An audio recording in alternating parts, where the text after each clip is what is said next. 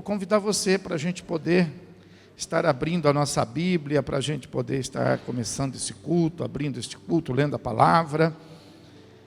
Livro de Eclesiastes, que está logo depois aí de Salmo, vem Salmo, Provérbios, aí logo em seguida vem Eclesiastes.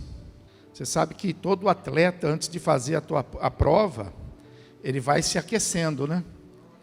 O crente também, quando vai começando o culto, ele já vai se aquecendo. Ele vai dando glória, ele vai dando aleluia, ele vai sendo motivado. Louvado seja o nome do Senhor. Livro do Eclesiastes, capítulo de número 12, último capítulo dele, a partir do versículo 1, ele fala assim: lembra-te do teu Criador nos dias da tua mocidade. Em algumas traduções fala assim: lembra-te do teu Criador nos dias da tua força, antes que venham os maus dias e cheguem os anos dos quais dirás: não tenho neles prazer. Antes que se escureçam o sol, a lua e as estrelas do esplendor da tua vida, e tornem a vir as nuvens depois do aguaceiro. No dia em que tremerem os guardas da casa, os teus braços, e se curvarem os homens, outrora fortes, as tuas pernas, e cessarem os teus moedores da tua boca, por já serem poucos, antes que se escureçam os teus olhos nas janelas, e os teus lábios, quais portas da rua, se fecharem. No dia em que não puderes falar em alta voz, e te levantares a voz das aves, e todas as harmonias, filha da música, te diminuírem. Como também, quando temeres o que é alto, e te espantares no caminho, e te embranqueceres como floresce a amendoeira, antes que o gafanhoto te for um peso, antes que te pereça o teu apetite, porque vais à casa eterna, e os pranteadores andam rodeando pela praça. Lembre-se do seu Criador antes que se rompa o fio de prata, antes que se despedace o copo de ouro, e se quebre o cântaro junto à fonte, antes que se desfaça a roda junto ao poço, antes que o pó volte à terra, como era, e o Espírito volte a Deus que o deu. Amém? Diga assim: lembre-se do teu Criador no dia da tua força. Vira para o teu lado, o irmão que estiver mais próximo, fala: hoje é o dia de lembrar do nosso Criador. Louvado seja Deus. Aleluia. Senhor nosso Deus e nosso Pai, nós queremos te agradecer, Deus, porque esse dia amanheceu muito lindo, meu Deus.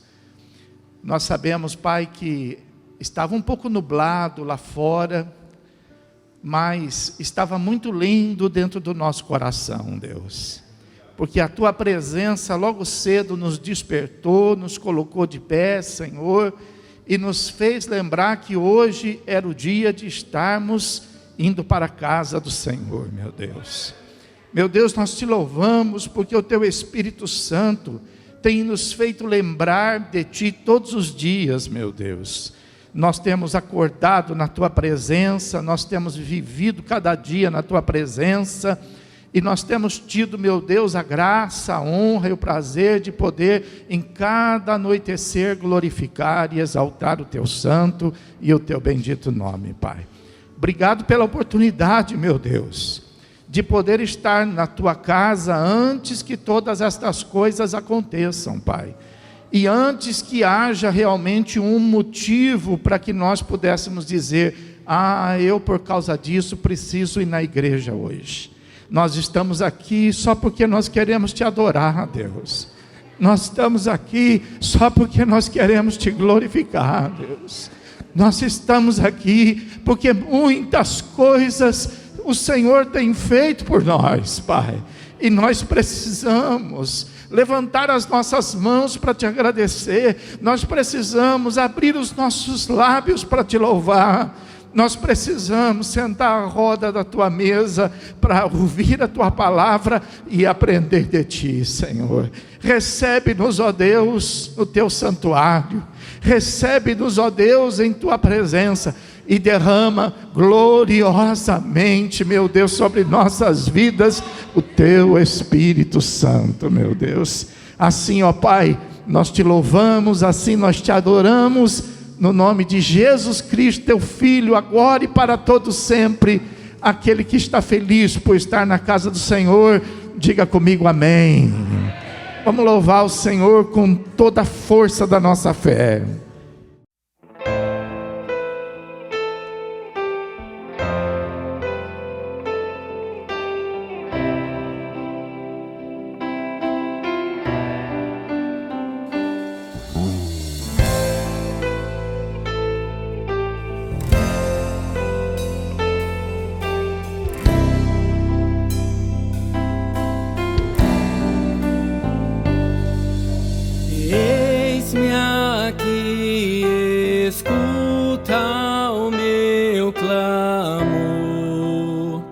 Preciso tanto te contar os meus medos, meus segredos. Eu preciso tanto confessar. Sou tão fraco, tão pequeno sou. Eu não mereço teu amor, mas a tua graça me alcançou. Livre sou. Minha rocha, meu escudo, em ti vou confiar, não vou me abalar. Em teus braços eu me escondo, não há o que temer, pra sempre eu vou crer.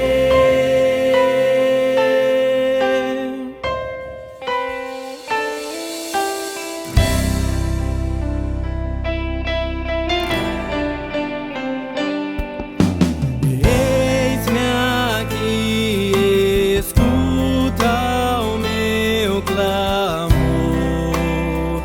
Preciso tanto te contar os meus medos, meus segredos. Eu preciso tanto confessar.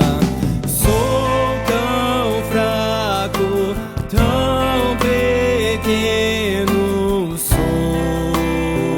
Eu não mereço teu amor, mas a tua graça me alcançou.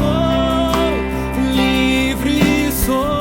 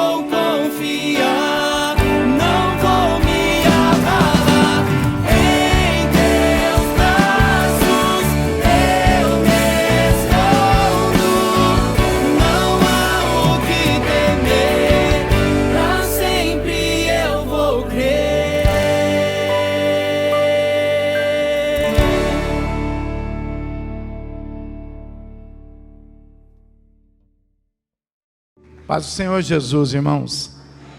Quem sentiu a presença de Deus? Amém.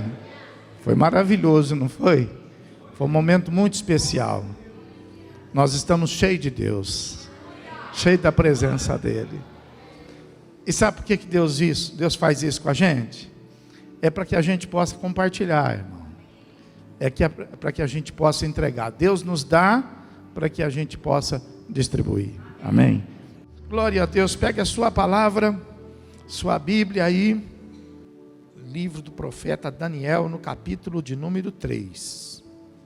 Vamos ler então a palavra de Deus. Eu não vou ler o capítulo todo, muito embora fosse muito merecido ler, mas como eu sei que a grande maioria tem um domínio já do assunto, vou fazer uma leitura a partir do versículo de número 12, e depois, durante a ministração, a gente pode até invocar aí alguns versículos relacionados a este capítulo, que não dá nem para a gente escolher um versículo para a gente até começar, porque todo o capítulo é de uma importância muito relevante. Mas a partir do versículo de número 12, diz assim a palavra de Deus: existe uns homens judeus que tu constituíste sobre os negócios da província da Babilônia, Sadraque, Mesaque e Abidnego.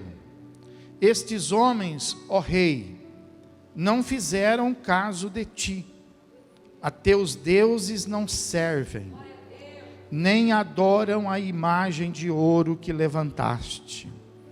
Então Nabucodonosor, irado e furioso, mandou chamar Sadraque, Mesaque e Abidnego.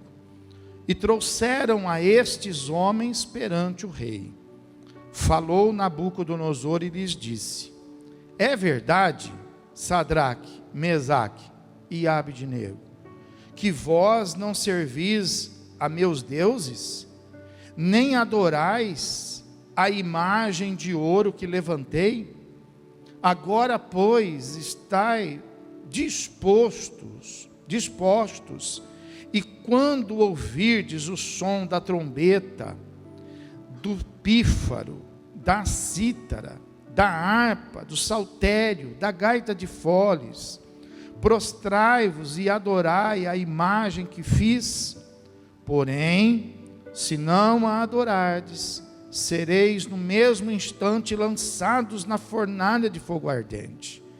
E quem é o Deus que vos poderá livrar das minhas mãos?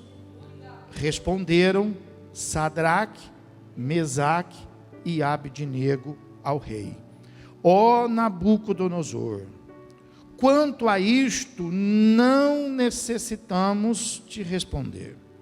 Se o nosso Deus, a quem servimos, quer livrar-nos, Ele nos livrará da fornalha de fogo ardente e das tuas mãos, ó rei. Se não, fica sabendo, ó rei, que não serviremos a teus deuses, nem adoraremos a imagem de ouro que levantaste. Então Nabucodonosor se encheu de fúria, e transtornado o aspecto do seu rosto contra Sadraque, Mesaque e Abidnego, ordenou que se acendesse a fornalha 7 vezes mais do que as costumava. Ordenou aos homens mais poderosos que estavam no seu exército que atassem a Sadraque, a Mesaque e a Abidnego e os lançassem na fornalha de fogo ardente. Amém? Então vamos nos assentar, deixa a sua Bíblia aberta. Irmãos, nós estamos aqui diante de um texto que, muito embora ele esteja historicamente localizado aqui há muitos anos antes do nascimento de Jesus Cristo, parece muito com a realidade dos dias em que nós vivemos, né? Porque nós estamos falando aqui de uma experiência que esses moços tiveram, estando eles em terra estranha. Porque esses nomes que nós citamos aqui, desses 3 moços, como a Bíblia fala, eles eram judeus. E esses acontecimentos aqui, eles ocorreram em Babilônia. Mas o que esses moços judeus estavam fazendo em Babilônia? Foi uma escolha? A gente sabe que às vezes, nos dias de hoje, as pessoas elas fazem uma escolha, por exemplo, elas deixam muitas vezes seus países de origem, vão morar em outros países, deixam sua cidade de origem, vão morar em outra cidade de origem, né? Em outras cidades espalhadas por esse mundo, mas naquela época não era assim, não se tinha esse costume, porque cada país tinha os seus costumes, cada país servia os seus deuses, né? E havia, claro, diversos obstáculos para que houvesse esse tipo, então, de migração. Mas a Bíblia fala que Nabucodonosor foi um rei que teve autorização de Deus para poder invadir a terra de Israel e fazer com que os filhos de Israel pudessem ser feitos cativos, né? E tudo isso Deus fez para que Israel pudesse sentir a necessidade de se voltar para Deus. Por quê? Porque Israel havia se afastado do Senhor, e o afastamento de Israel da presença do Senhor teve a importância da fartura que Israel experimentou, né? Dos momentos tranquilos que Israel começou a viver. Então nós devemos estar atentos com isso, né? Com a nossa fartura, nós devemos estar atentos com as nossas riquezas, nós devemos estar atentos com a nossa abundância, para que a gente, nesses dias, a gente não venha, por exemplo, se afastar do nosso Deus, porque a nossa fé, ela é uma fé diferente de muitos. Tem muitas pessoas que servem a Deus por causa de milagre. Nós servimos a Deus porque o nosso Deus é o Deus de milagre. Então a gente não fica atrás de milagre, a gente fica atrás de Deus, não é isso? Então veja bem, é necessário que a gente tenha esse despertamento. Por isso que o Espírito Santo nos levou a fazer uma leitura logo na abertura do culto, dizendo isso, né? Lembra-te do teu Criador nos dias da tua força, nos dias, não vamos ficar esperando a aflição, não vamos ficar esperando o problema, porque é muito melhor servir a Deus para adorá-lo, do que servir a Deus para estar pedindo. É muito melhor a gente seguir a nossa vida em oração, do que ter que ficar fazendo campanha, ter que ficar fazendo jejum, né? Então, às vezes a pessoa pensa, nosso Deus gosta de campanha, nosso Deus gosta de jejum. Não, Deus não gosta disso não, né?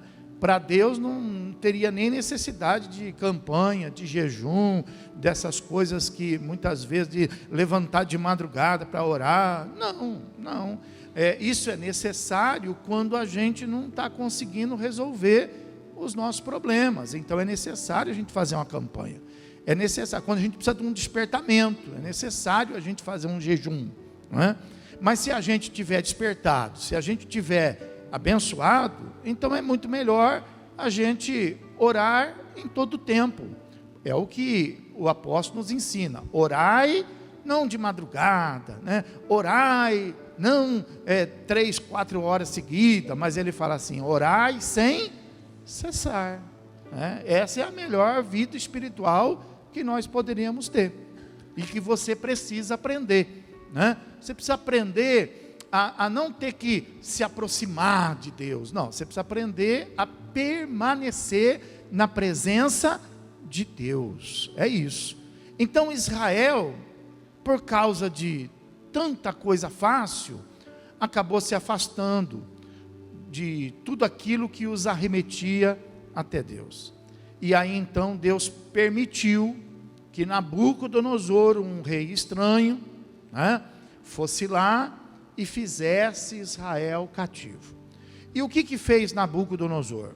Nabucodonosor deixou aquela turma mais fraca, aquela turma que já tinha mais idade em Israel, em Jerusalém, e pegou então os mais fortes, os mais novinhos, os mais sábios, e levou eles tudo para Babilônia.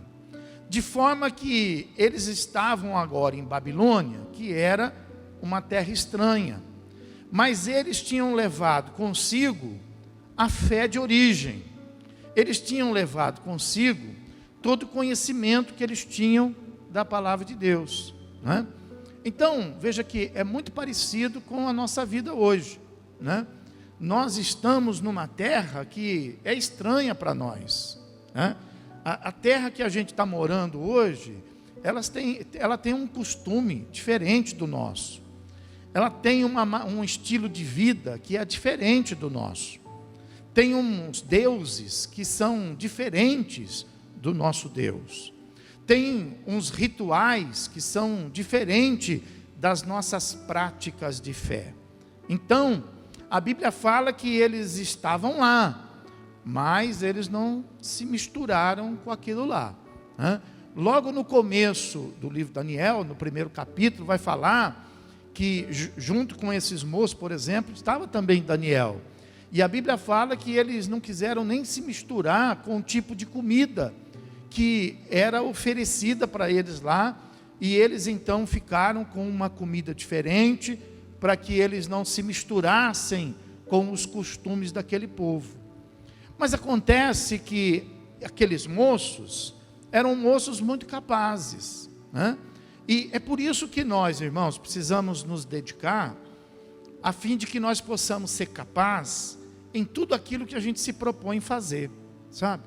Nossa vida profissional, ela tem que ser uma vida envolvida com capacidade. Você pode fazer o que você quiser fazer, desde que seja dentro do contexto divino. Você pode fazer, né? Mas você tem que fazer da melhor maneira possível. Você tem que ser, se não o melhor, você tem que ser um dos melhores. Você tem que se destacar. Por quê? Porque o nosso Deus, Ele é um Deus que se destaca diante de todos esses deuses que existem na terra. Todos os deuses da terra se escrevem com D minúsculo, mas o nosso Deus se escreve com D maiúsculo. Amém. E assim somos nós, entendeu? Nós temos que fazer diferença. Esses meninos aqui, eles foram considerados 10 vezes mais capazes do que os meninos de Babilônia. Olha só, 10 vezes mais capazes, né? 10 vezes mais inteligentes, 10 vezes mais preparados. Então veja que nós precisamos ter esse raciocínio, para que Deus possa nos abençoar.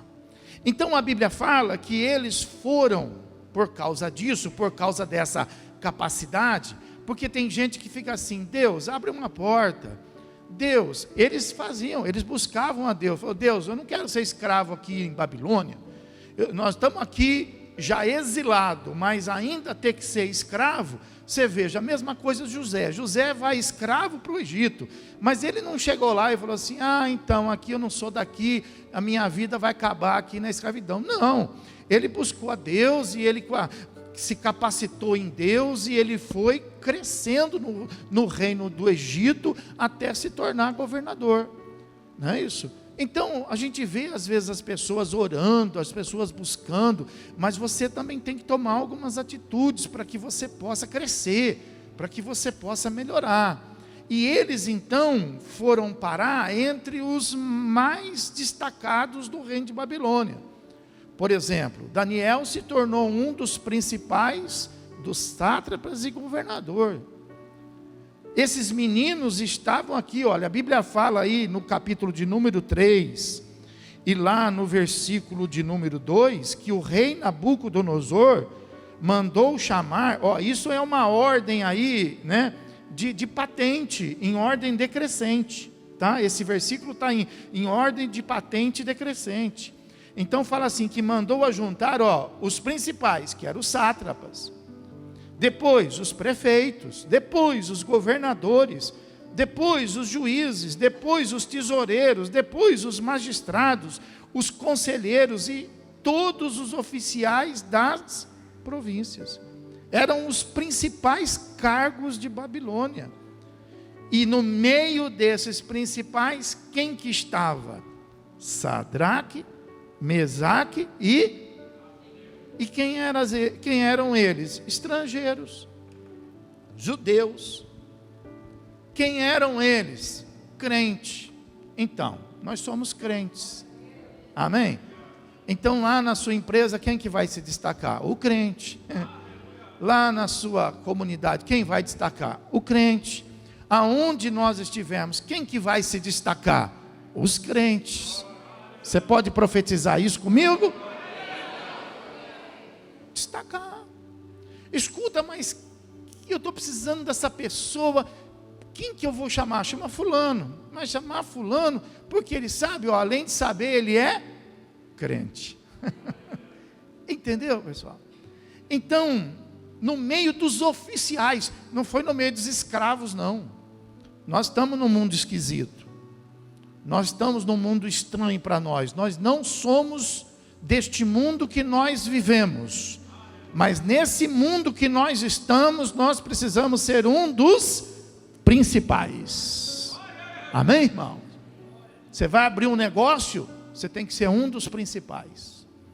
Você vai trabalhar em algum lugar, você tem que ser um dos principais. Você vai entrar em algum lugar, você tem que ser um dos principais. A Bíblia fala que nós precisamos ser bendito ao entrar, um dos principais quando entra, e bendito um dos principais quando sai. Amém? Então a Bíblia fala que Nabucodonosor chamou os principais.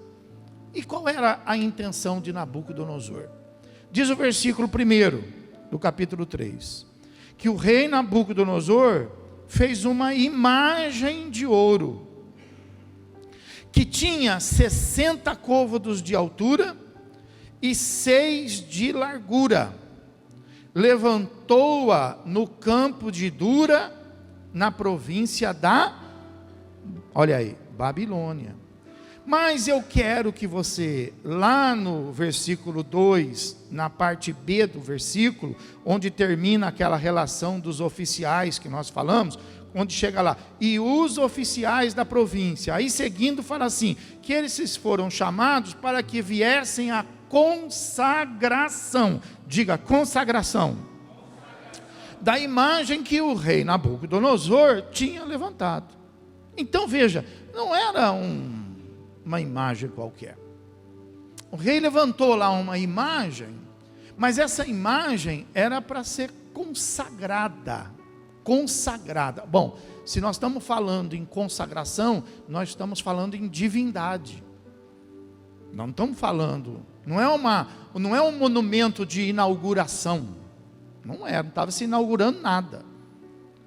O que era uma imagem a ser consagrada. Só que essa imagem era muito esquisita. Era uma imagem estranha. Até hoje a gente não consegue entender o que era essa imagem que Nabucodonosor levantou. Por quê? Quando a gente lê assim a princípio, pensa que era uma estátua dele, né? Uma estátua dele. Pode até ser que seja. Mas ela tinha aí um aspecto diferente. Porque ela tinha 60 de côvados de altura e ela tinha 60 de altura e ela tinha a largura de 6. O que significa isso? Para caber na nossa cabeça. Significa que ela tinha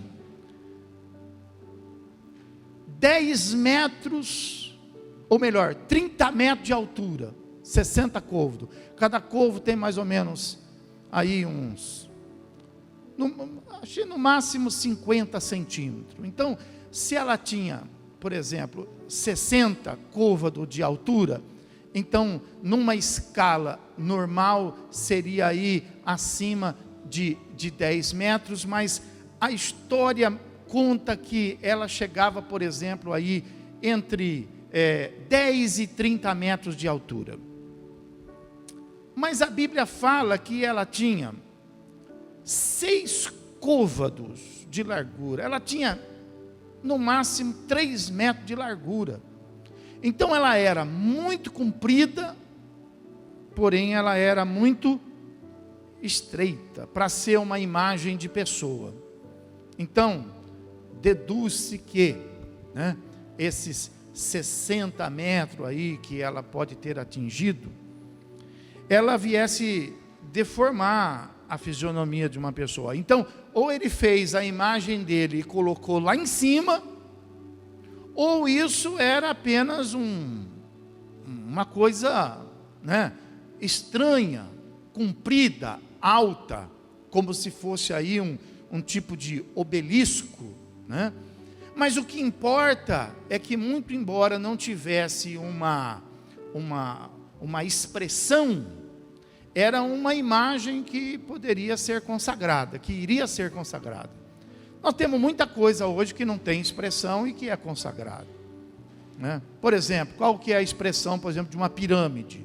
Não tem expressão, mas a gente sabe que é um objeto de consagração. Nós temos, por exemplo, aí alguns objetos estranhos que são conhecidos aí, por exemplo, como umas carrancas, né? Elas são assim, né? Elas são compridas, sem expressão, né? E elas são objetos de consagração, né? Então o rei fez a mesma coisa e chamou todos os oficiais e preparou lá, né, como se fosse um momento especial, onde instrumentos iam tocar.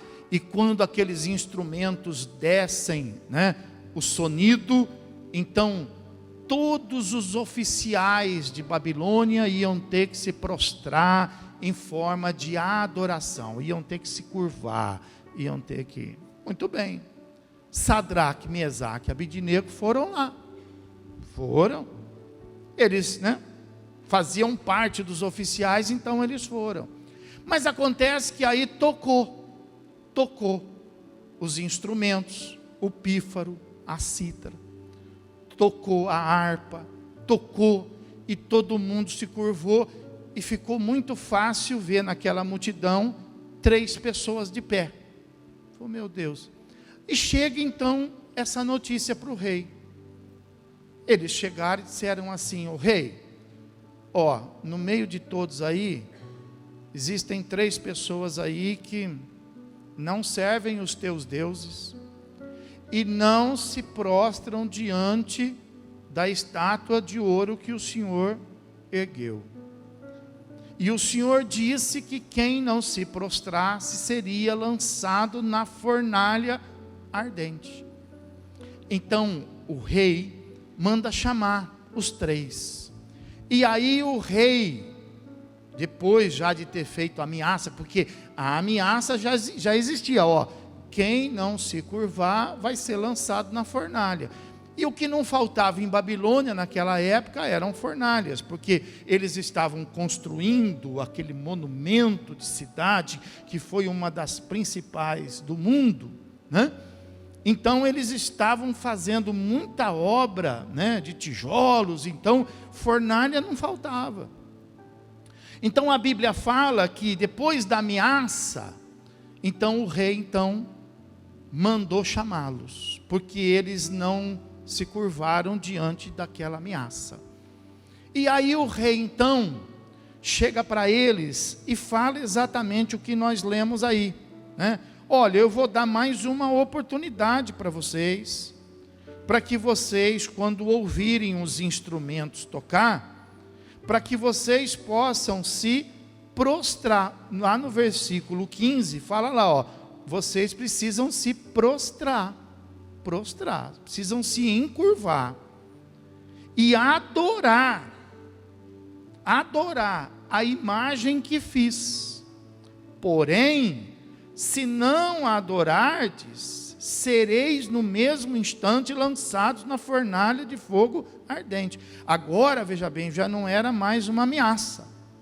Agora já estava sendo aqui uma execução da ameaça, né? Então a coisa progrediu, porque às vezes a gente se sente ameaçado, mas a gente acha que a ameaça não vai vingar, e a gente até desafia a ameaça, mas acontece que às vezes a ameaça ela pode vingar, como nesse caso aqui vingou. E o rei então falou: bom, da ameaça agora nós vamos executar, vocês estão avisados disso.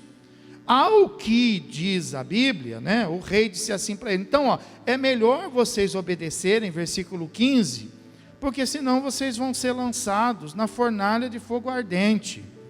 E quem é o Deus que vos poderá livrar das minhas mãos?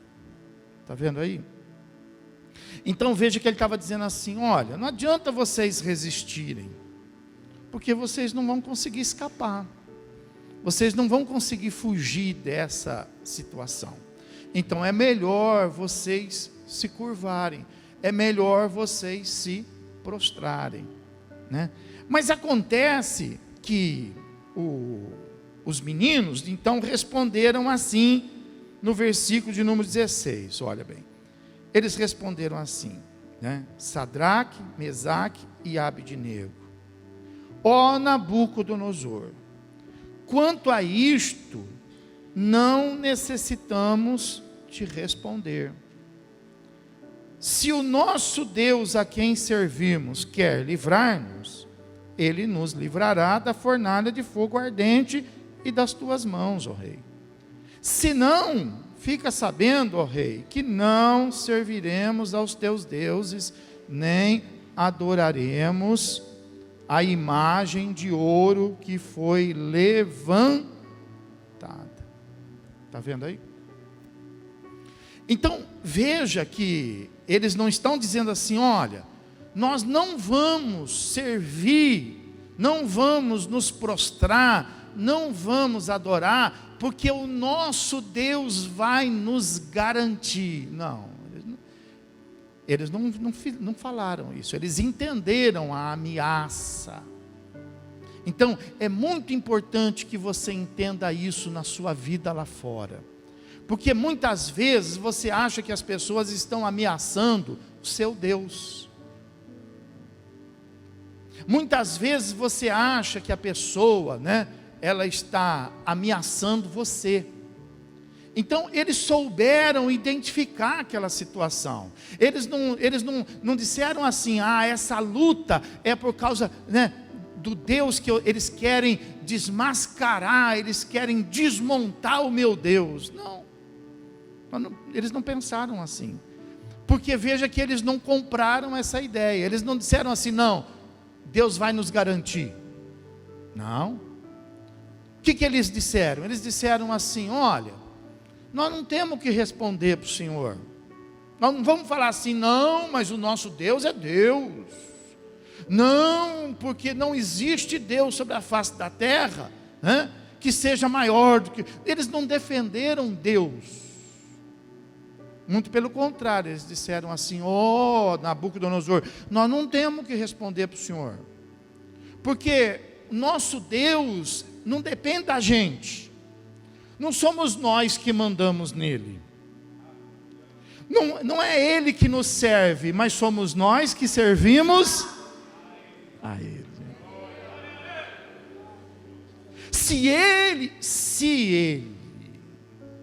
Se Ele quiser, Ele nos livra, mas se Ele também não quiser, Ele não nos livra. Então, sabe, nós não podemos muitas vezes fazer Deus de servo e obrigar Deus a criar situações na nossa vida. Não é Deus que está na nossa mão. Diga assim: Deus não está na minha mão, sou eu que estou na mão dele. Então, sabe, você não pode garantir, Você não pode, sabe, ir afoito na sua fé, descontrolado, sem domínio. Por isso que você precisa ter o Espírito Santo, sabe, para você poder entender. Então aquele desafio não estava desafiando. E eles também disseram assim, por exemplo, eles não falaram assim para o rei: não, pode jogar, nós somos crente, nós somos judeu, entendeu? Pode jogar a gente nesse fogo, que esse fogo não vai pegar não, esse fogo não queima a gente não, a gente não pega essa doença não, esse demônio não entra na gente não. Eles não falaram isso. Eles disseram assim, ó: se Deus quiser, a gente não será queimado, não será jogado nessa fornalha. Mas se também Deus não quiser, o que vai acontecer com a gente? A gente vai morrer. Então, sabe, Abraão morreu, pessoal. Moisés sumiu. Josué morreu. Você acha que você não morre também? Você morre. Não é porque você é crente que você vai ficar na história, entendeu? Se você não tomar cuidado, você morre também, entendeu?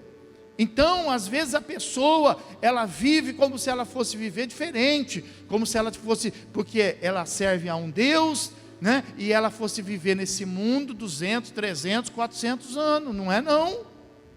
A gente vive como todo mundo vive, mesmo a gente sendo crente. Então a palavra de Deus fala que eles tinham essa consciência. Mas o que eles perceberam? Que o problema de Nabucodonosor e de Babilônia não era de forma nenhuma assim, sabe, confrontar Deus. Porque, sabe, Deus não precisa de defesa. Você acha que Deus precisa que eu o defenda? Você acha que Deus precisa que você defenda Ele? Pergunta aí para quem está do seu lado. Fala: você acha que Deus precisa que você defenda Ele? Quem somos nós? Nós é que precisamos que Ele nos defenda, pessoal. E veja que Deus não está preocupado com isso. Deus não começa assim, por exemplo, contando assim a sua história. Não. Deus, Ele começa a revelação para a gente lá na frente. Ele começa dizendo assim, ó: e no princípio criou Deus os céus e a... Mas Ele não vai falar: olha, no princípio eu surgi disso, eu vim disso. Não, Ele não vai falar dele.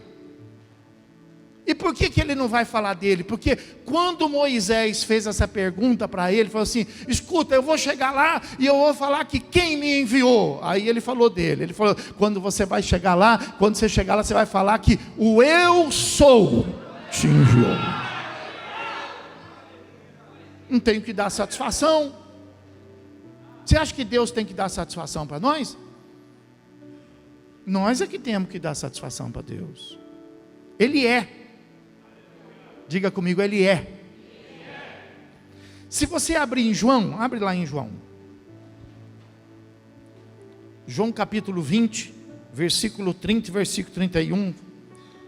Fala assim, ó: na verdade fez Jesus diante dos discípulos muitos outros sinais que não estão escritos neste livro. Versículo 31 do capítulo 20. Estes, porém, foram registrados para que creiais que Jesus é o Cristo, o Filho de Deus, e para que crendo tenhais vida em seu... Eu não vou provar nada. Eu não tenho que provar nada para ninguém. Se alguém quiser crer em Jesus Cristo, não tem que buscar em mim uma prova, em você uma prova. A Bíblia está dizendo que nós não temos essa capacidade de provar nada. A nossa vida não prova nada. Os nossos testemunhos não provam. Se alguém quiser uma prova a respeito de Deus, a respeito de Jesus, que leia a palavra, que leia a Bíblia, que encontre Deus na Bíblia. Estes testemunhos falam assim, ó: Jesus fez muito mais milagre. Mas estes daí estão registrados para que motivo? para que quem quiser leia e através destes testemunhos creia que Jesus é o Cristo, o Filho do Deus vivo. Então não leve esse peso com você não, viu? Eu preciso defender Deus. Não leve esse peso com você não. Eu preciso. Não. Lembra do rico quando disse lá em tormento: deixa eu ir na minha casa avisar lá meus irmãos. O que Abraão disse? Eles, se quiserem ser avisados, eles que leiam a Moisés e quem quiser saber de Deus, leia a Bíblia. Fica olhando para a minha vida, não fala para quem, fica olhando para a minha vida, não. Fica com o zoião em cima de mim aí. Não, porque olha para você, e aí o que enxerga? Só os seus defeitos. Aí falando assim, diz que é crente. Olha lá, olha o jeito que fala. Não é verdade? Então não olha para mim não. Se alguém quiser conhecer Deus, olha para quem? Olha para Jesus. Vamos aplaudir o Senhor, vamos glorificar Deus. Olha para Jesus.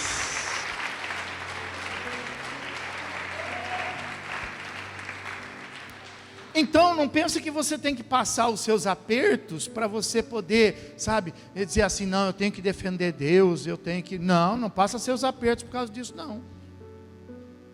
Não, porque lá estou sendo pressionado, estou sendo perseguido, eu não posso voltar atrás, porque senão o que vão falar de Deus? Não, se você quiser voltar, pode voltar. Ninguém vai poder falar nada de Deus por você não. Não compra essas brigas achando que você é o Cristo. Você não é o Cristo, você precisa de Cristo. Entendeu? E eles foram bem pontuais nisso. Então eles tinham que defender a vida deles. Então eles tinham que pensar assim: bom, eu vou me prostrar aqui, porque senão eu não posso morrer. Porque, como está escrito lá na palavra, também está escrito assim, que Davi fala assim: Senhor, que benefício vai haver na minha sepultura? Eu morto não vou poder te glorificar. Então eu não posso morrer, eu não posso correr risco. Então, eu vou me prostrar só para dizer que me prostrei, e eu vou continuar indo na igreja, vou continuar servindo a Deus. Nada disso, meu irmão. Nada disso. Você não tem que defender a sua vida não é mais sua. Quem entregou aqui a vida para Jesus? Não é mais sua. A sua vida agora é de Jesus. Abra aí comigo aí, está escrito em João. Abra aí pertinho aí em João. Não pensa em deixar de fazer as coisas para defender a sua vida. João capítulo 11, versículo 25. Fala assim: disse-lhes Jesus: eu sou a ressurreição e quem crê em mim, ainda que vai acontecer o quê?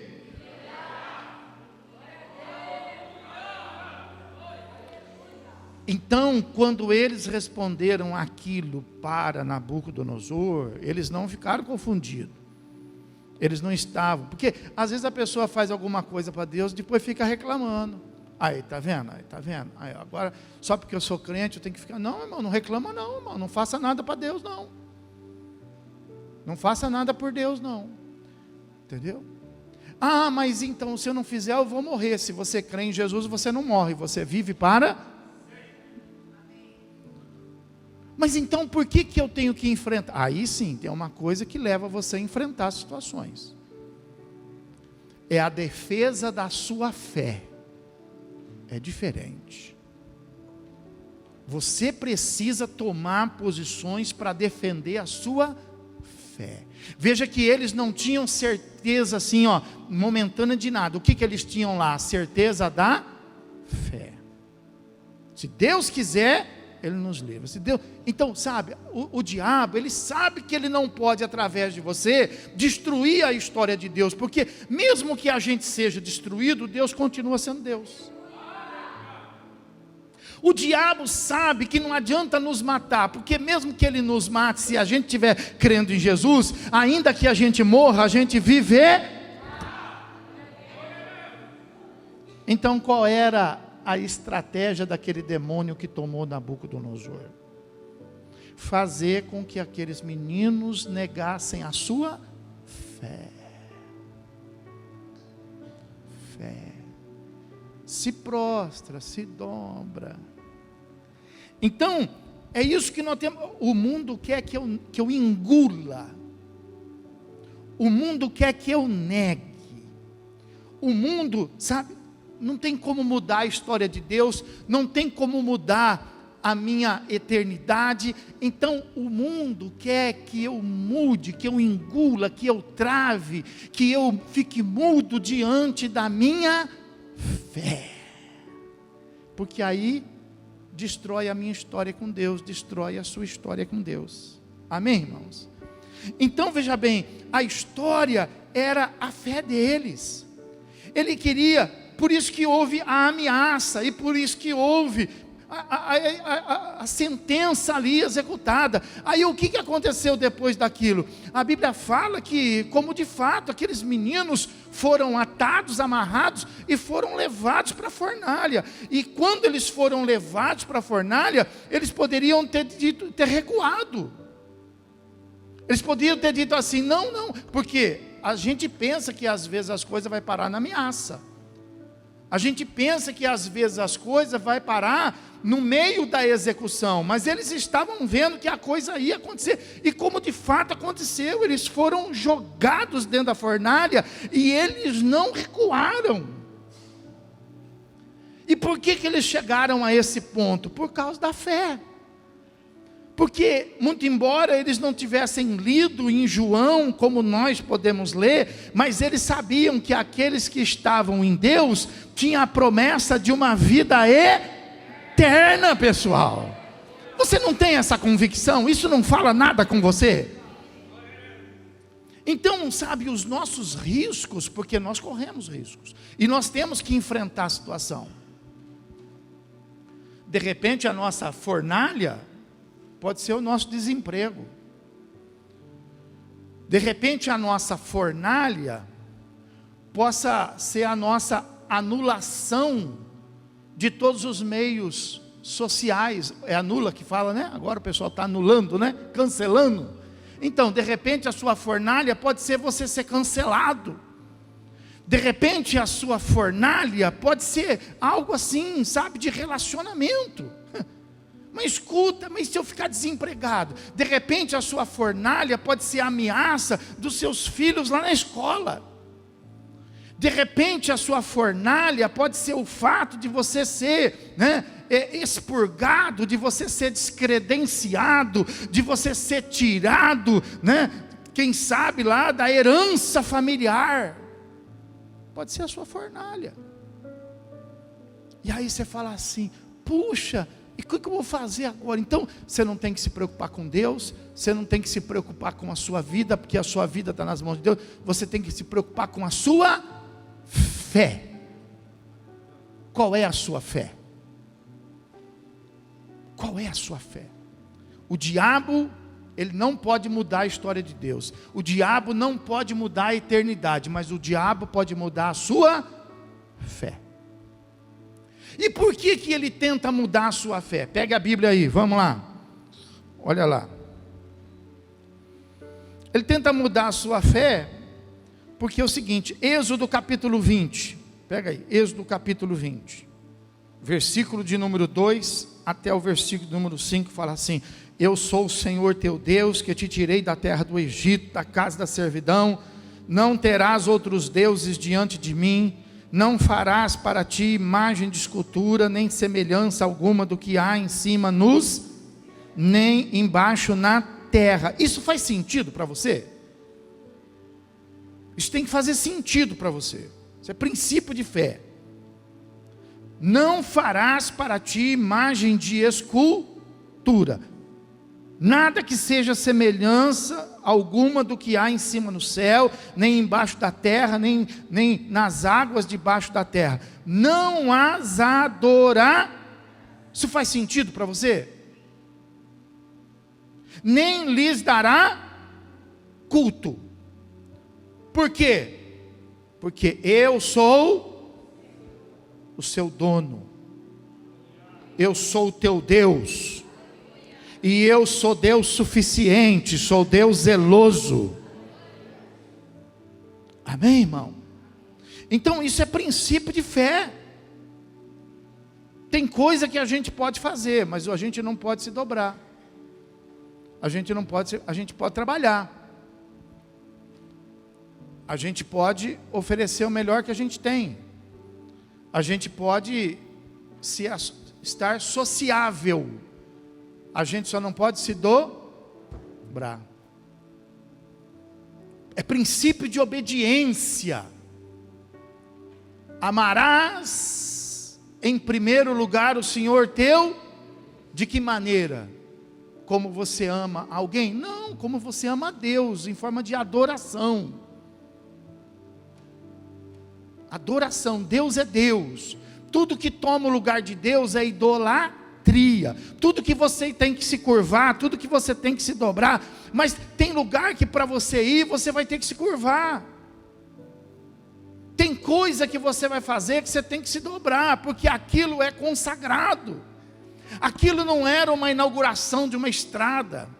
Eu posso ir numa inauguração de uma estrada, mas eu não posso ir numa consagração de deuses, de estátua, de lugar, de templos. Eu não posso, você não pode. Nós vamos estar nos curvando diante de outros deuses, e nós vamos desobedecer a Deus, e desobedecendo a Deus, nós vamos fragmentar a nossa fé. E qual é o motivo de Satanás querer fragmentar a nossa fé? Vamos lá comigo, Efésios capítulo 6, versículo de número 16. Embraçando sempre o escudo da fé. Diga, escudo da fé. Com o qual podereis apagar todos os dardos inflamados do... Então, como que a gente apaga os dardos inflamados do maligno? Com a nossa... Se nós não tivermos a nossa fé, então nós estaremos vulneráveis a todos os dardos inflamados do maligno. Então por isso que Satanás quer roubar a sua fé. Não quer fazer você mudar de igreja. Está preocupado com isso? Ele não está preocupado em você deixar de falar que você é crente. Ele não está preocupado se você continuar falando que você é filho de Deus.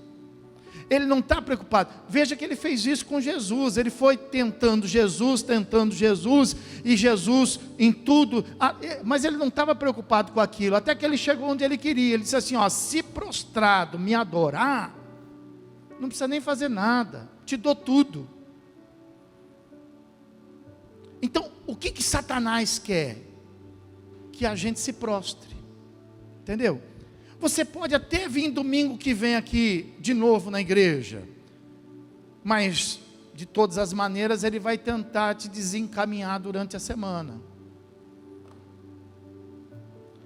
De qualquer maneira ele vai te levar, por exemplo, a se prostrar diante de uma situação durante a semana. Ele vai te levar a você se aproximar, por exemplo, de um grupo que ao invés de orar, reza. E se você rezar, você vai se prostrar diante de um outro Deus. E ainda que não reze, quem sabe te aproxima de um outro grupo social que faça prece. E aí se você fizer uma prece, você vai estar se prostrando diante de um outro Deus que não é o nosso. Porque Jesus nos ensinou a orar. Jesus não nos ensinou a usar de palavras repetitivas, que é a reza. E Jesus também não nos ensinou a falar com os espíritos e com os mortos, que é a prece. Mas Jesus nos ensinou a falar com Deus. Aleluia. Então não, você não precisa, só fica aqui com a gente, dá a mão aqui, vamos rezar. Não, fica tranquilo, dá a mão aqui, vamos fazer uma prece. Não, fica tranquilo, dá a mão aqui, nós só vamos inaugurar a estátua. Tudo bem. Eles falaram assim, nós estamos aqui, só não vamos dar a mão. Nós só não vamos ajoelhar. O que tinha no meio daquela multidão? 3 moços de pé, pessoal. Deixa isso para lá. O que tem, por exemplo, lá na tua empresa, todo mundo ir rezar e você continuar no seu trabalho, todo mundo se curvar e você continuar de pé, mas não, vai criar um desconforto, vai criar uma situação. Por quê? Porque isso é do diabo, é estratégia do diabo. No lugar do trabalho não é lugar de ficar rezando, não, é lugar de trabalhar. Tem gente que na hora de trabalhar quer orar, quer rezar, quer fazer prece. Vai rezar na igreja, vai fazer prece no centro espírita, quer orar, vem orar na igreja. Na hora de trabalhar, nós vamos trabalhar. Pessoal, trabalha orando, e quem quiser que trabalhe rezando. Por que precisa da sua companhia? É estratégia para te enfraquecer, porque se você entregar a sua fé, você fica vulnerável aos dardos inflamados do maligno. 1 de João, capítulo 5, versículo 4. Porque todo que é nascido de Deus vence o mundo. Quem é nascido de Deus aqui? Está escrito na palavra: todo que é nascido de Deus vence o mundo. Todo que é nascido de Deus vence as provas. Todo que é nascido de Deus vence as tribulações. Todo que é nascido de Deus vence a perseguição. E esta é a vitória que nos faz vencer o mundo, a nossa. Enquanto você tiver fé, você vence. O dia que o diabo roubar a sua fé, você está derrotado, destruído, porque sem fé nós não podemos agradar a Deus. Entendeu a estratégia?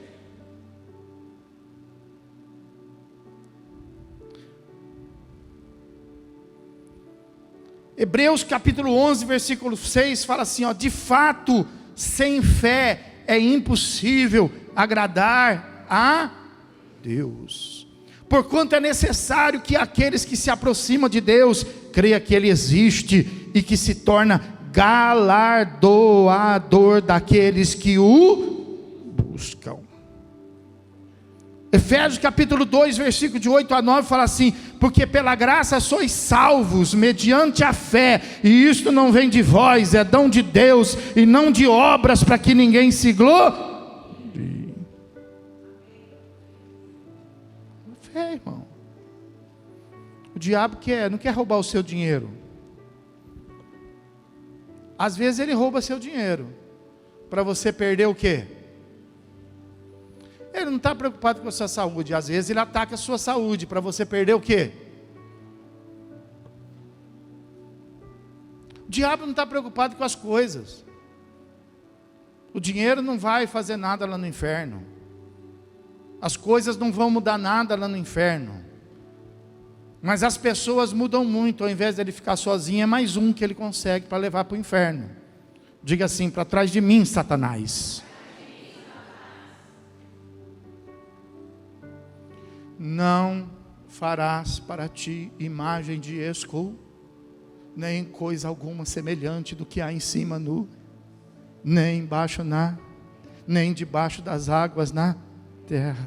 Não se curvará diante delas, não as adorará, não prestará cultos porque eu sou sou Deus zeloso. Pode aplaudir o Senhor e glorificá-lo.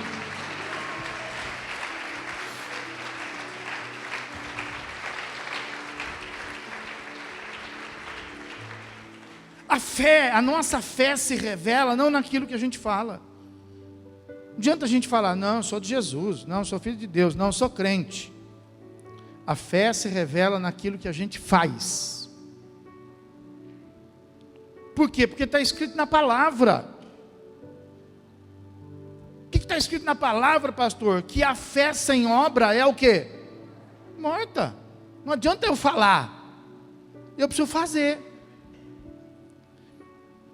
Então a minha fé pode me levar a situações como aqueles meninos lá. Agora, eu não posso transformar a minha situação em uma responsabilidade para que eu venha defender a Deus, para que eu venha defender a igreja, para que eu venha defender alguma... Não, eu tenho que entrar em defesa da minha fé.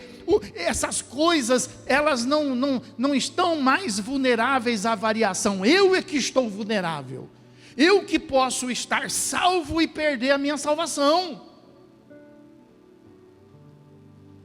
Eu é que posso estar nas mãos de Deus e posso ser tirado dessa condição. Então eu preciso defender a minha fé. E ninguém vai defender por você. Quem tem que defender é você. A Bíblia fala que o apóstolo Paulo se tornou um prisioneiro em defesa da fé dele, defendendo a fé que ele tinha, até que chegou o dia dele ser decapitado. Sabe o que é decapitado? Ser cortado a cabeça. E até no último dia ele ficou firme na sua fé. E concluindo toda a sua jornada de fé, antes de ser decapitado, o que ele deixa registrado? Combati o bom, acabei a carreira. Ele fala, combati o bom combate, acabei a carreira, mas guardei a minha. Ele foi decapitado, mas em fé. Por quê? Porque ele cria que aquele que está em Cristo, ainda que morra, não morrerá, mas viverá. Aqueles moços, eles criam. Não tenho o que responder para o Senhor. Eu não tenho que entrar em defesa ao meu Deus. Eu só não posso me prostrar, eu só não posso me ajoelhar. É isso que eu posso dizer para o Senhor.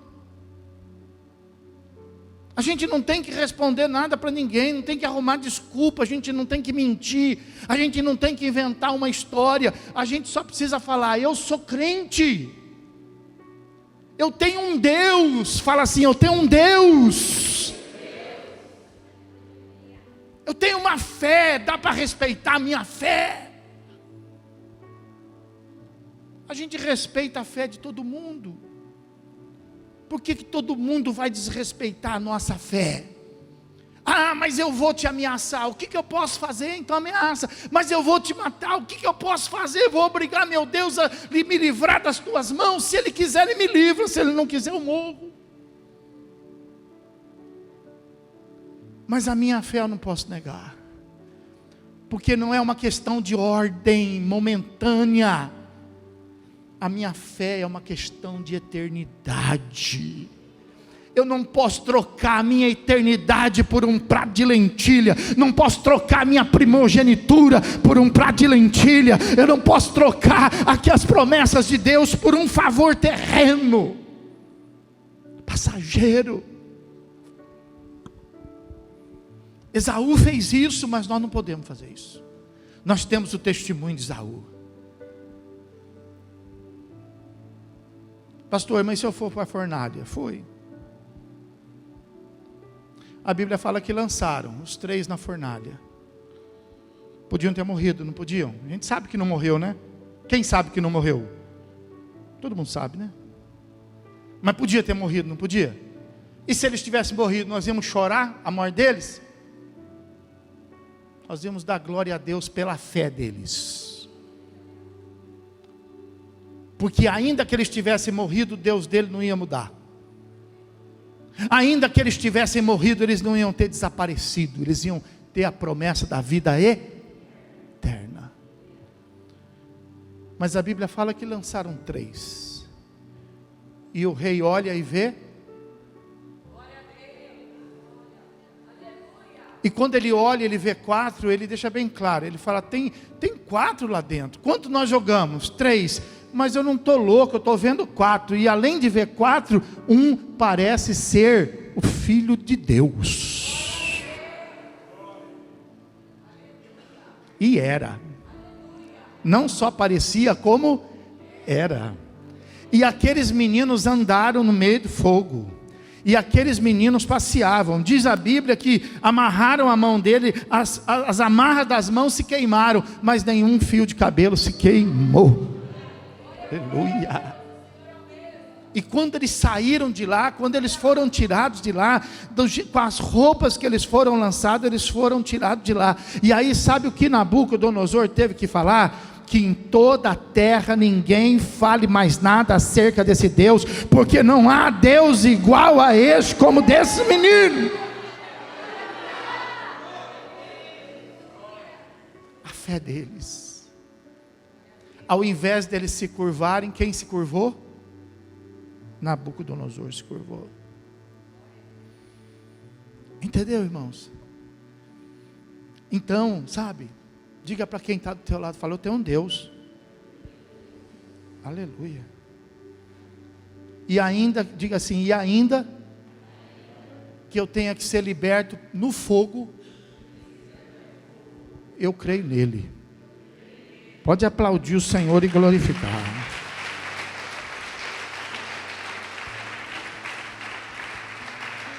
Aleluia. Vamos ficar de pé. Glória a Deus.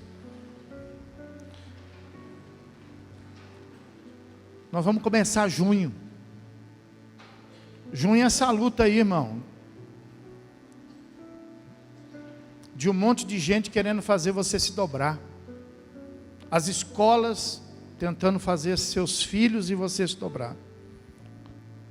O trabalho agora com esse negócio temático, né? Vai querer fazer você se dobrar. Vem aí as festas de idolatria, vem aí as colunas erguidas a Baal. E aí vão dizer assim, você vem vestido a caráter a rigor, tá? Conto com você, você é um dos principais, hein? E aí você vai passar pelo fogo. Aí você vai passar pela prova e você vai se lembrar desses meninos. E você vai ver que isso não foi fácil para eles, assim como também não é fácil para nós. Mas se eles venceram, nós vamos vencer também. Muitas igrejas vão se curvar. Mas a nossa igreja não vai se curvar, não. Nós não vamos ter arraiar, não.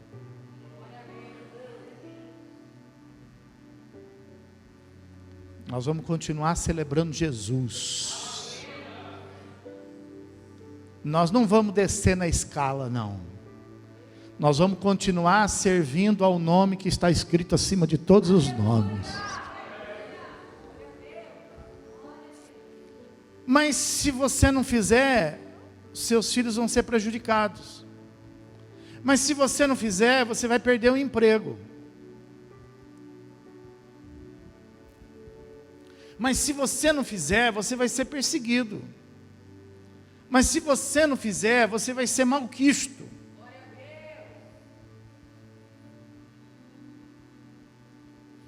O que nós podemos responder diante dessa situação? Se Deus quiser nos livrar, Ele. E se Ele não quiser nos livrar, nós vamos para... Mas se dobrar, nós não vamos se dobrar. Aleluia. Então ainda, diga assim, ainda que eu passe pelo vale da sombra e da morte, não temerei mal nenhum, porque Jesus está comigo. Pode aplaudi-lo e glorificá-lo.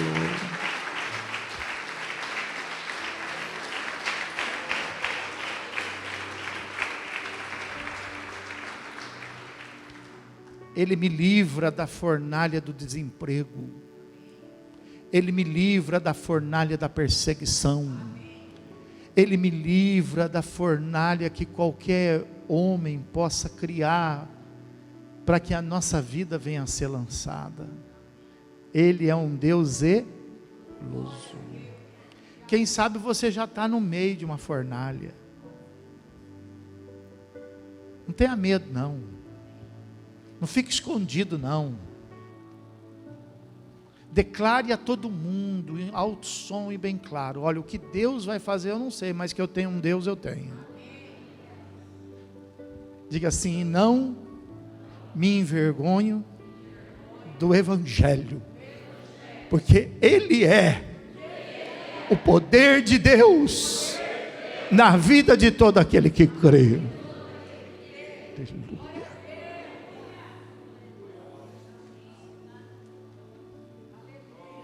Aleluia. E se você confessar o meu nome aí na terra, eu confesso o teu nome aqui no... Diga, eu tenho um Deus. Levanta a sua mão e firmice, eu tenho um Deus. Aleluia. Aleluia. Sabe, tinha uma mulher que estava preocupada, e Jesus falou assim para ela: fica preocupada não, onde você estiver, mas eu preciso estar lá, eu dependo daquilo lá. Ele disse assim: não fica preocupada não, porque não é nem neste monte, e nem naquele monte, porque virá um dia, e já chegou, em que os verdadeiros adoradores adorarão a Deus em espírito e em... Você não precisa de nada, você só precisa de Deus. Você pensa que depende, mas você não depende de nada, você só depende de Deus. Firma a tua fé, coloca a tua fé em Deus. Fique preocupado, atribulado pelas ameaças que o mundo possa te fazer. Jesus disse assim: eis que estarei convosco até a consumação dos... Ele está conosco, irmão. Não nos abandonará. Alimentou Israel no deserto, pode nos alimentar no nosso deserto também. Esteve com esses meninos na fornalha, Ele estará conosco na fornalha de fogo ardente. Aleluia. Diga: minha fé não é vã. Diga: minha fé afasta os dardos de Satanás. Diga: a minha fé nos arremete à presença de um Deus vivo. A minha fé garante a minha vitória. Pode aplaudir o Senhor e glorificar a Deus. Aleluia. Aleluia, Jesus. Aleluia. Aleluia. Aleluia. Aleluia. Aleluia. Eu quero que você levante sua cabeça, sabe, aonde você estiver. Fique escondido não. Onde você estiver, você se desaponte, você se destaque. Você faça o nome de Jesus ser glorificado, engrandecido, mas sempre em defesa da sua fé. Aleluia. Só que para isso, meus irmãos, a gente precisa do Espírito Santo, porque o Espírito Santo é que nos capacita, o Espírito Santo é que nos fortalece. Aleluia. E se você quer dar esse testemunho, sabe, se você quer ser uma pessoa firme, determinada em obedecer a Deus, e se libertar de todo dardo inflamado do medo, todo dardo inflamado da preocupação, todo dardo inflamado de qualquer tipo de espírito atormentador e perturbador, sai do teu lugar, vem aqui para o altar, vem aqui, venha se encher do Espírito Santo, venha para cá, fala assim: eu vou precisar do Espírito Santo, eu vou precisar do Espírito Santo, porque esse mês vai ser um mês de prova, esse mês vai ser um mês de muita luta, esse mês vai ser um mês de nós professarmos a nossa fé. Aleluia. E afinal de contas, nós temos um Deus, e nós não podemos negar essa nossa fé. Aleluia. Feche os seus olhos um pouquinho. Aleluia. Glória a Deus. Com os teus olhos fechados, eu quero saber se essa palavra aqui faz algum sentido na sua vida.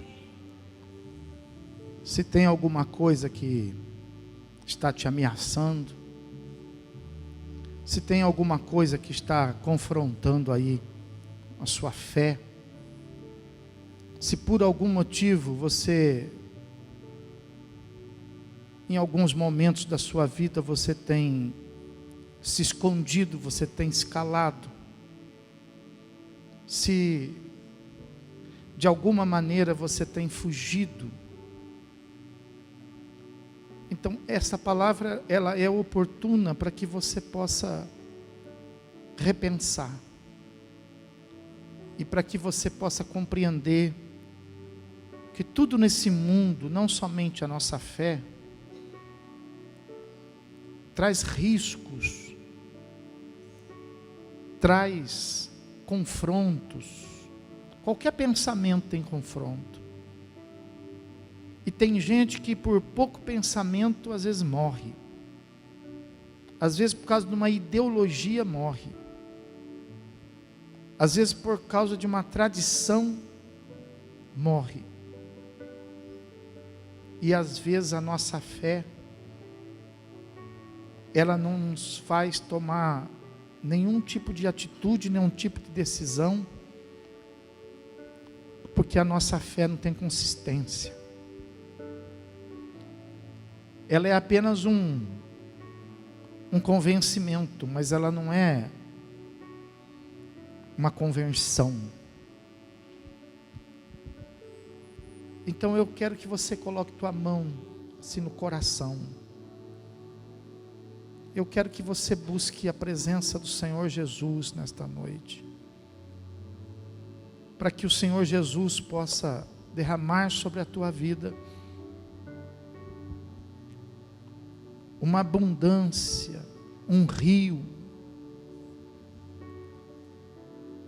que possa inundar o teu coração, que possa te fazer cheio do Espírito Santo, a fim de que você possa fazer da tua fé a tua inspiração.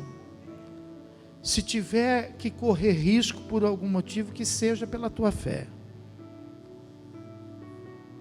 Não corra risco por um bem, não corra risco por uma pessoa, não corra risco por nenhuma joia. Mas as pessoas às vezes entregam a vida por causa de um automóvel, entrega a vida por causa de um celular, entrega a vida para poder defender às vezes uma briga de rua, e não tem firmeza às vezes para poder defender a causa da fé.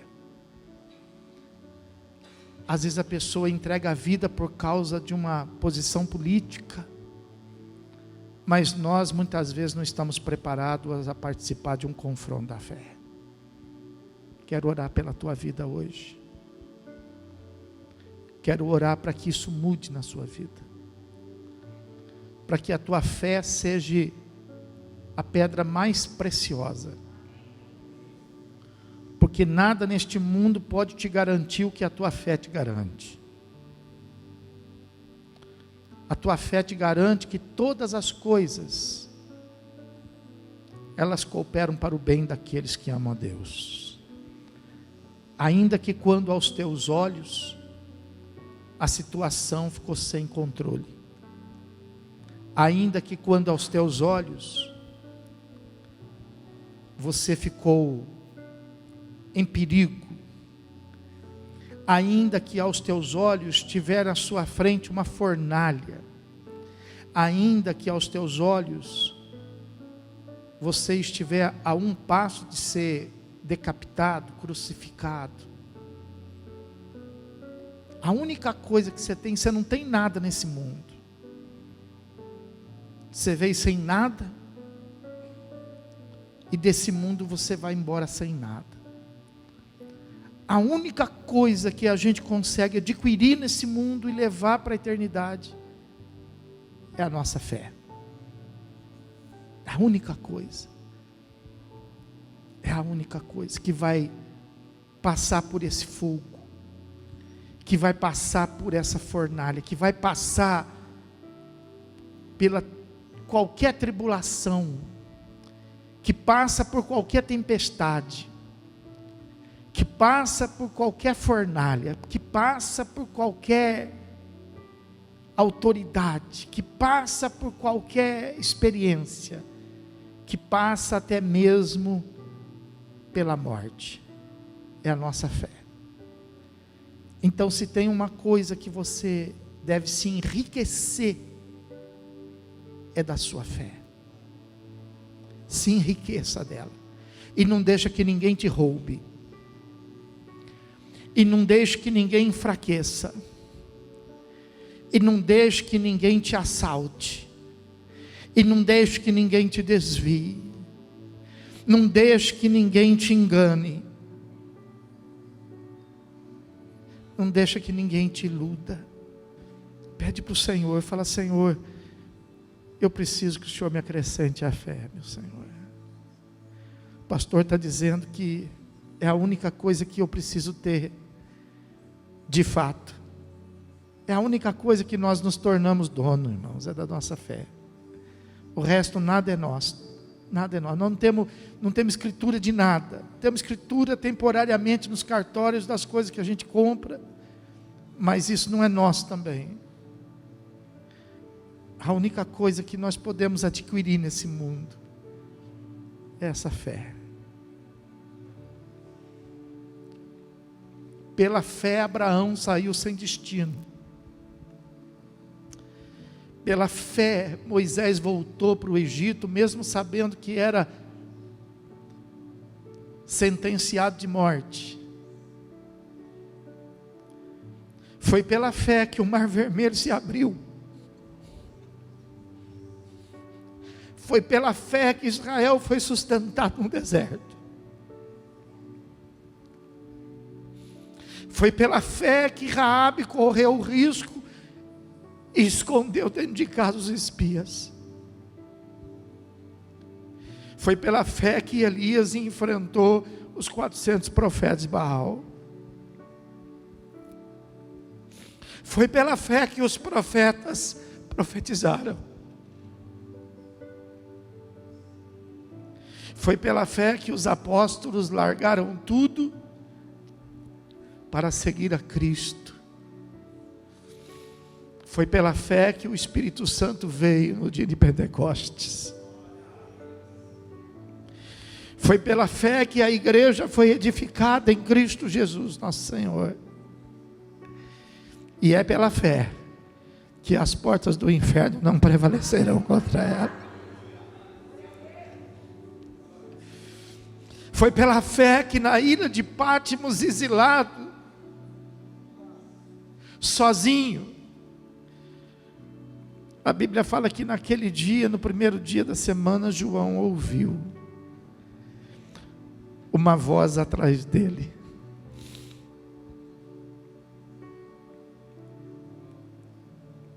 Foi pela fé que muitos foram perseguidos, que muitos venceram reinos, venceram reis. Foi pela fé que a igreja chegou até aqui e passou o bastão para a nossa vida. E é pela fé que nós precisamos segurar esse bastão e passar, se for preciso, para as próximas gerações, caso Jesus não volte antes. É pela fé que nós vamos permanecer de pé. É pela fé que nós não vamos negar Jesus. É pela fé que nós vamos enfrentar as epidemias, pandemias. É pela fé que nós vamos enfrentar as trevas. É pela fé. Nós não temos que defender nada, porque só o Senhor é Deus. Nós não temos que ter medo de colocar a nossa vida em risco, porque a nossa vida está nas mãos de Jesus Cristo. Nós só temos que guardar a nossa fé. Aleluia. De tudo que você tem, guarda a sua fé no seu coração. Toma posse dela.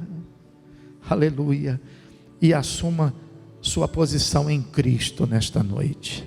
Senhor meu Deus e meu Pai, em nome de Jesus Cristo, nós queremos te agradecer, Deus, por esses testemunhos que ficaram escritos, Pai, porque através desses testemunhos, meu Deus, nós somos inspirados na nossa fé, Pai.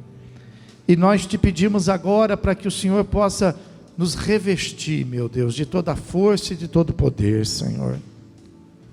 E que nós possamos sair, meu Deus, dos nossos esconderijos, que nós possamos sair, meu Deus, das nossas cavernas, que nós possamos, meu Deus, sair de dentro dos nossos medos, e que nós possamos, meu Deus, ainda que necessário, meu Pai, nos expor diante de qualquer situação, sem temer o perigo, sem temer o mal, porque aquele que é fiel, é, meu Deus, poderoso para começar, mas também é poderoso para terminar essa obra, meu Deus. Então, meu Pai, eu te peço, meu Deus, para que a tua igreja, que ela venha a ser revestida do poder do teu Espírito Santo, Pai. Nós não queremos ver uma igreja carismática, nós queremos ver uma igreja pentecostal, meu Deus. Nós não queremos ver uma igreja de aparência, nós queremos ver uma igreja viva, uma igreja poderosa nos seus feitos, meu Deus. Então, para isso, meu Deus, toma as nossas vidas, Pai, porque nós não somos nada, meu Deus. O que nós temos dentro de nós, Pai, é tudo frágil. Nosso corpo é frágil, nossa estrutura é frágil, Pai. A única coisa que nós, meu Deus, podemos ter forte é a nossa fé, inabalável, e o teu Espírito Santo, imutável, aleluia. Então, meu Deus, em nome de Jesus, nos tira, meu Deus, do forninho médio, Deus. Tua palavra fala que morno não presta não, meu Deus. Morno não presta não. Tira essa mornidão do nosso coração, Deus. Meu Deus, nos coloca na fornalha, porque na fornalha, meu Deus, nós encontramos a verdadeira fé, Pai. Nos coloca nela, meu Deus. Nos coloca no meio do fogo do teu Espírito, meu Deus. Nos coloca no meio do fogo da fé. Não nos deixa cair nas mãos dos inimigos, Deus. Não nos deixa a gente cair no fogo deste mundo, Pai. Não nos deixa cair, meu Deus, no meio do fogo estranho, Senhor. Mas nos coloca no meio, meu Deus, daquele fogo, no mesmo fogo que o Senhor chamou Moisés, naquele fogo que ardia naquela sarça e não se consumia, meu Deus. Nos coloca no meio desse fogo, meu Pai. No mesmo fogo, meu Deus, que iluminou, Senhor, as noites de Israel no deserto, Senhor, e esquentava e aquecia o coração daquele povo. Nos coloca no meio deste fogo, Senhor, aleluia, e fortalece a nossa fé, Deus, para que o nosso joelho não se dobre, Pai, para que nós não venhamos, meu Deus, a parar diante das ameaças, para que a gente não venha se deter, meu Deus, nenhuma forma de barreira estabelecida pelos homens, mas que nada, absolutamente nada, meu Deus, possa impedir de nós vivermos, meu Senhor, a nossa fé. Nos livra, Senhor, da mão dos homens, nos livra, Senhor, das mãos sanguinárias, nos livra das mãos perseguidoras, nos livra dos lábios caluniadores, nos livra da mentira, nos livra, Senhor, de todo o mal, Senhor. Mas nos fortalece para que a gente não fuja de nenhum confronto, e que a gente permaneça de pé, e que a gente testifique, meu Deus, em alto e bom som, que nós somos teus servos, somos teus filhos, somos salvos, somos crentes, somos professos em Cristo Jesus, nosso Senhor. Levanta a sua mão e diga: eu tenho um Deus. Aleluia, aleluia, aleluia, aleluia. Levante as duas mãos e diga: eu tenho um Deus. Aleluia.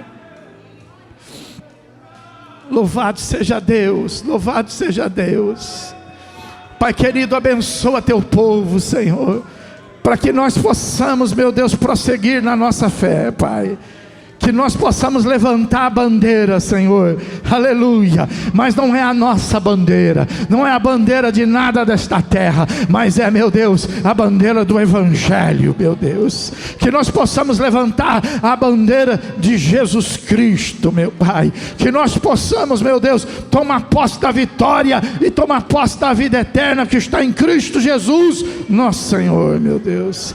Que a graça do nosso Senhor e Salvador Jesus Cristo, o grande e eterno amor de Deus e as doces e meigas consolações do Espírito Santo seja agora e para todos sempre com toda a igreja, e aquele que crê recebe, diga comigo. Vamos aplaudir bem alto, Senhor.